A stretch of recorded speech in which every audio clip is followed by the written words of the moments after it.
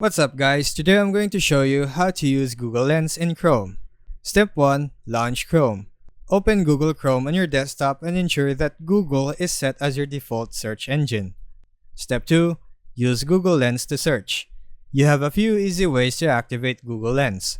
Right-click any image on a web page and choose Search with Google Lens from the context menu.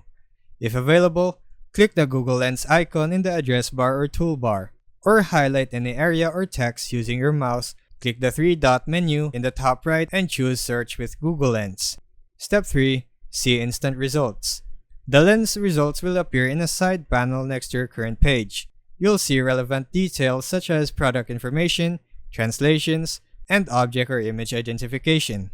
Extra features you can explore: translate text directly from images, recognize objects, landmarks, animals, and more. Copy or extract text from images for easy reuse.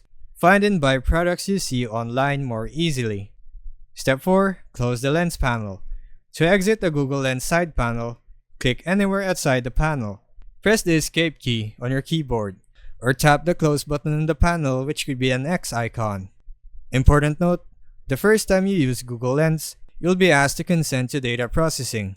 Google creates a temporary screenshot of your selected area to generate search results. This screenshot is not stored or manually reviewed.